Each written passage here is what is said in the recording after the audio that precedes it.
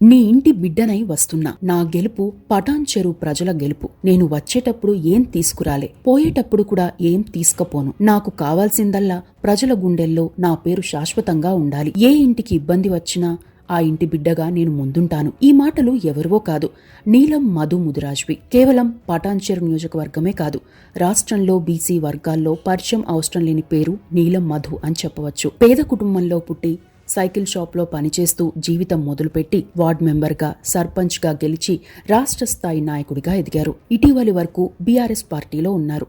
అయితే పటాన్ చెరు నియోజకవర్గం సిట్టింగ్ ఎమ్మెల్యే అయిన గూడెం మహిపాల్ రెడ్డికి మూడోసారి టికెట్ ఇవ్వడంతో బీఆర్ఎస్ పార్టీని వీడారు నీలం మధు. రాష్ట్రంలో ముదిరాజ్ వర్గానికి చెందిన జనాభా 60 లక్షల మంది ఉన్నా కనీసం ఒక్క టికెట్ కూడా బీఆర్ఎస్ కేటాయించకపోవడాన్ని ప్రశ్నించారు. బీఆర్ఎస్ ను వీడిన తర్వాత ఆయన ఇండిపెండెంట్ గా పోటీ చేస్తారనే ప్రచారం జరిగింది. అదే సందర్భంలో తమ వర్గ మనోభావాలను గౌరవించే ఏ పార్టీ అయినా టికెట్ ఇస్తే తాను ఆ పార్టీలో చేరతానని చెప్పారు. తాజాగా ఆయన కాంగ్రెస్ పార్టీలో చేరారు.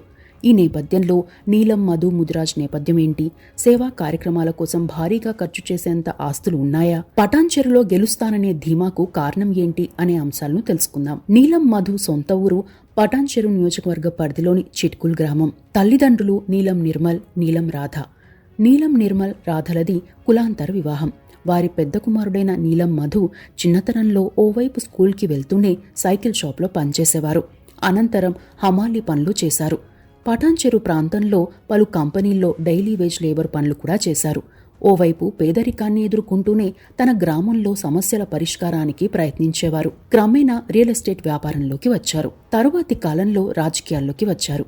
చిట్కూర్లో తమ వార్డు సభ్యుడిగా గెలుపొందారు. అప్పట్లో సర్పంచ్ పదవి ఎస్సీ రిజర్వ్డ్ కావడంతో తన ప్యానెల్ నుండి 9 మంది వార్డు సభ్యులను గెలిపించుకుని ఉప సర్పంచ్ అయ్యారు. అదే సమయంలో తల్లి రాధాని ఎంపీటీసీ సభ్యురాలిగా గెలిపించుకున్నారు. ఆ తరువాతి కాలంలో గ్రామానికి ఏకగ్రీవంగా సర్పంచ్ అయ్యారు. గ్రామంలో పలు అభివృద్ధి కార్యక్రమాలను చేపట్టారు. ఆ టైంలోనే హైదరాబాద్ శివార్లలో భూముల విలువలు బాగా పెరిగాయి. దీంతో చాలామంది మిత్రులు రియల్ ఎస్టేట్ వ్యాపారం చేయాలని చెప్పినా తన వద్ద అంత డబ్బు లేదనే కారణంతో కొన్నాళ్లు ఆ వ్యాపారాన్ని చేయలేదు. ఇక కొందరు మిత్రులు ప్రోత్సహించడంతో వారి వద్ద అప్పు చేసి 2 ప్లాట్లతో రియల్ ఎస్టేట్ వ్యాపారం మొదలుపెట్టారు. 2 వీలర్ పైనే తిరిగి వ్యాపారం చేశారు. కొన్నాళ్ల తర్వాత తాను తీసుకున్న అప్పును తిరిగి ఇచ్చేసి సొంత డబ్బుతో వ్యాపారం చేశారు. అలా వచ్చిన డబ్బుతో కొన్ని సామాజిక కార్యక్రమాలను చేపట్టారు. అయితే తన వద్ద ఉన్న డబ్బు సరిపోయేది కాదు. దీంతో రాజకీయాలపై అవగాహన ఉన్నందున ముందుగా తాను చొరవ తీసుకుని సాయం అందించేందుకు ముందుకొచ్చారు. రాజకీయ ప్రత్యర్థులు కూడా నీలం మధుకు పోటీగా సాయం చేసేవారు. అలా తాను ముందు మొదలుపెట్టి ఎలాగోలా పేదలకు లబ్ధి చేకూర్చే కార్యక్రమాలు చేపట్టేవారు. ఇప్పటికీ రోజు వందలాది మంది యువత, పేదలు నీలం మధు సాయానికి వస్తారని ఆయన అభిమానులు చెబుతారు. నీలం మధు సేవా కార్యక్రమాలు ఎలా ఉంటాయనేందుకు ఒకే ఉదాహరణను చెప్పవచ్చు. 2021లో 24 గంటల వ్యవధిలో నీలం మధు తల్లిదండ్రులు నిర్మల్, రాధ కోవిడ్ కారణంగా కన్నుమూశారు. ఆ ఘటన నీలం మధు జీవితంలో ఊహించని విషాదాన్ని నింపింది. అప్పటికే కోట్ల రూపాయలతో కోవిడ్ సమయంలో వలస కార్మికులకు, పేదలకు అండగా ఉన్నారు నీలం మధు. ఆక్సిజన్ సిలిండర్లు, వెంటిలేటర్ల ఏర్పాటుకు పలు ఆసుపత్రులతో మాట్లాడంతో పాటు పలువురి సహకారంతో ఆపదలో ఉన్న వారిని ఆదుకున్నారని చెప్పవచ్చు. శానిటైజర్లు, మాస్కులు కూడా సరఫరా చేశారు. కోవిడ్ టైంలో టాస్క్ ఫోర్స్ కమిటీని ఏర్పాటు చేశారు. అయితే ఏ మహమ్మారి నుండి ప్రజలను కాపాడాలని ప్రయత్నించారో అదే మహమ్మారి కారణంగా తల్లిదండ్రులను కోల్పోయారు. 2021 మే 5న కోవిడ్ కారణంగా తల్లి రాధ చనిపోయారు. అప్పటికే తండ్రి నిర్మల్ అనారోగ్యంతో ఉన్నారు. ఇక తన భార్య తనతో లేదన్న విషయాన్ని జీర్ణించుకోలేక ఆయన కూడా మే 6న కన్నుమూశారు. ఆ సమయంలో చిట్కుల్ గ్రామమంతా కన్నీరు పెట్టింది. తన తల్లిదండ్రులను కోల్పోయిన బాధను దిగమింగుతూనే వారి పేర్లు కలిసి వచ్చేలా ఎన్ఎంఆర్ పేరుతో, అంటే నిర్మల్, మధు, రాధా పేర్లతో స్వచ్ఛంద సంస్థను ఏర్పాటు చేశారు. చిట్కుల్ గ్రామంలో మొదలైన ఎన్ఎంఆర్ సంస్థ సంక్షేమ కార్యక్రమాలను పటాన్ చెరు నియోజకవర్గానికి మొత్తానికి విస్తరించారు. తన తల్లికి వచ్చిన రైతు బీమా డబ్బు 5 లక్షలతో పాటు మరో 5 లక్షలను, తన తండ్రికి వచ్చిన ఇన్సూరెన్స్ డబ్బుతో గ్రామంలో మల్లన్న దేవాలయం సమీపంలో 6 షట్టర్లను నిర్మించారు. వాటి అద్దె ద్వారా వచ్చే ఆదాయాన్ని గ్రామాభివృద్ధికి వచ్చేలా చేశారు. వీటితో పాటు యువతకు క్రీడా పోటీలు, వైద్య శిబిరాలు నిర్వహించడంతో పాటు పేదల ఇళ్లలో శుభకార్యాలకు, మంచి చెడులకు చేయూతనందిస్తున్నారు. మంత్రి హరీష్ రావు పుట్టినరోజున గ్రామంలో 30 మంది ఆడపిల్లల తల్లులకు తలా 5,000 చొప్పున ఫిక్స్డ్ డిపాజిట్ చేయించారు. దీంతో పాటు పటాన్చెరులో 73 మంది ఫోటోగ్రాఫర్లకు ఆరోగ్య బీమా కార్డులను అందించారు. పటాన్చెరు ప్రాంతంలో ఏ ఇంట్లో శుభకార్యాలు మంచి చెడులున్నా హాజరవుతారని చెబుతారు. పేదలకు అండగా ఉండడంతో పాటు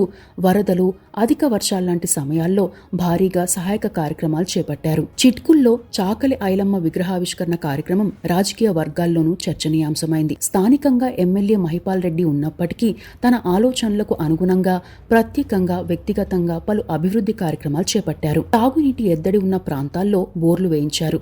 ఆయన హయాంలో చిట్కుల్ గ్రామం ఆదర్శ పంచాయతీగా నిలిచింది. క్లీన్ అండ్ గ్రీన్ కార్యక్రమంతో పాటు నియోజకవర్గంలో తమ స్వచ్ఛంద సంస్థ ఆధ్వర్యంలో పలువురి సహకారంతో 142 రకాల మొక్కలు నాటడం, సంరక్షించడం లాంటి బాధ్యతలు తీసుకున్నారు.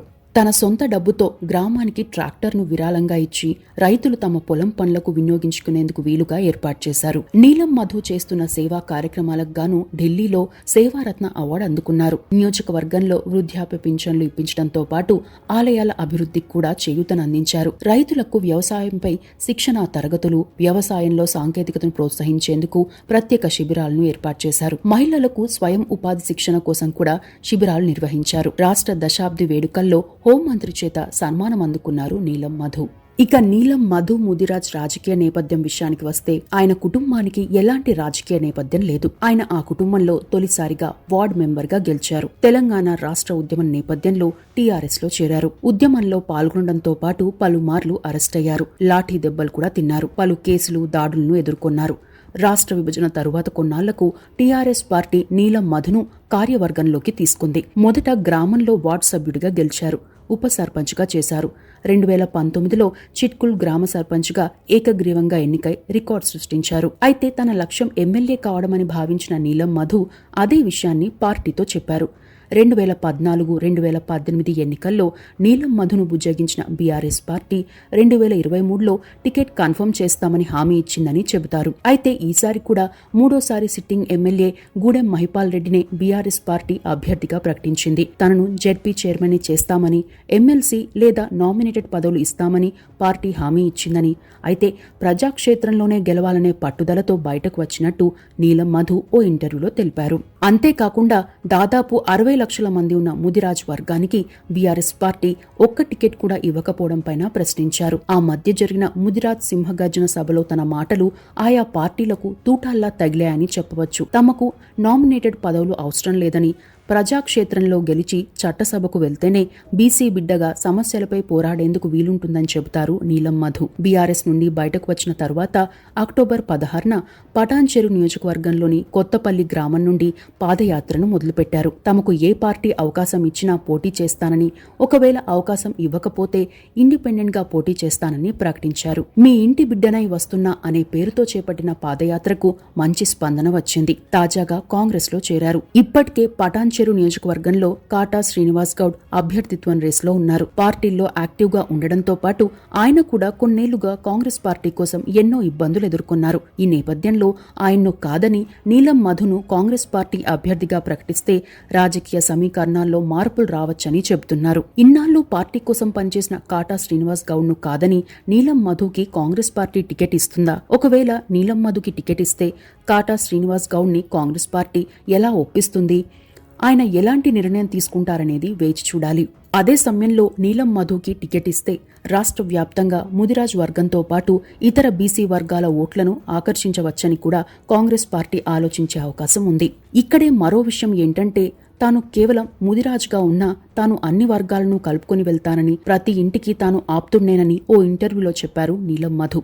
తన పనితీరు నియోజకవర్గంలోని ఓసీ, బీసీ, ఎస్సీ, ఎస్టీ వర్గాలందరికీ తెలుసునని చెప్పారు. ఇతర నాయకుల వద్ద ఉన్నంత డబ్బు తన దగ్గర లేకపోవచ్చని, అయితే ప్రజలే తన ఆస్తి అని చెప్పారు. ఒక్కో బీసీ బిడ్డ తలా కొంత వేసిన 100 కోట్లు అవుతుందని ఓ ఇంటర్వ్యూలో వ్యాఖ్యానించారు. తాను ప్రజల్లోకి వెళ్తే ప్రజా సమస్యలే మేనిఫెస్టోగా చెబుతానని, గత 10 ఏళ్లలో నేనేం చేశానో నియోజకవర్గంలో తెలుసునని, ఆ అభివృద్ధి మరింత జరగాలంటే చట్టసభకు వెళ్లాల్సిన అవసరం ఉందని చెబుతానని అన్నారు. నేను కొబ్బరికాయ కొట్టి మట్టి రోడ్డు వేసేందుకు ముందుకొస్తే తనకు ఎక్కడ మంచి పేరు వస్తుందోనని, కొందరు స్వయంగా ప్రభుత్వం తరపునే రోడ్డు వేయించారని, అందుకు తాను బాధపడలేదని, నియోజకవర్గంలో రోడ్ల నిర్మాణం జరిగిందనేది సంతోషమని చెప్పారు. ఇలాంటివి చాలా ఉదాహరణలున్నాయన్నారు. పటాన్ చెరులో నీలం మధు గెలిస్తే ప్రజలు గెలిచినట్టేనని చెప్పారు. తనను ఎన్నో రకాలుగా ఇబ్బంది పెట్టారని, అయితే తాను ఎవరినీ మోసం చేయలేదని, వ్యాపారం చేసి సంపాదించి మళ్లీ ప్రజలకే పంచానని చెప్పారు. ఇక నియోజకవర్గంలో ఓట్ల విషయానికి వస్తే పటాన్ చెరులో మొత్తం 3.3 లక్షల ఓట్లున్నాయి.